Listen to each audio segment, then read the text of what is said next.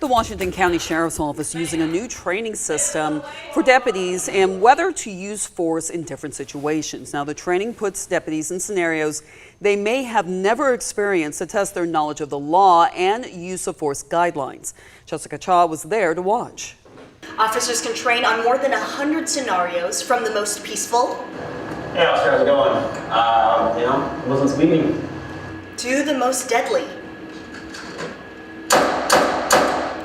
You get a pistol and a taser and use them to react in real time with the screen.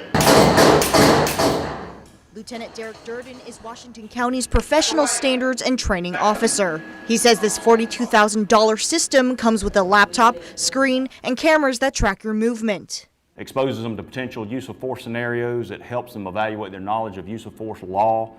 It gives that student officer the opportunity to evaluate their decision making. Get back in the vehicle. Durden says that most officers will not face these situations, but if it does, he says there's no time in the moment to think of a solution.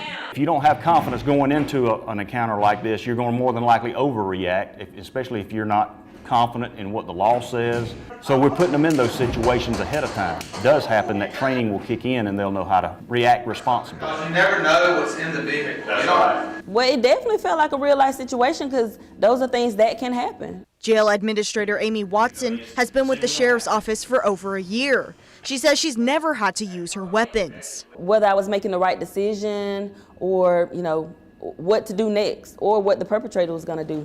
Watson says she knows law enforcement officers have a big responsibility protecting people and themselves, and that's why training is important so that we know that we're following the law and that the decisions that we make are justified and backed up by law. In Sandersville, Jessica Cha, 13 WMAZ News. Washington County Sheriff Joel Cochran says after a 2017 incident that left a man dead from being tased by deputies, they put more emphasis on training on how to deal with mentally ill individuals.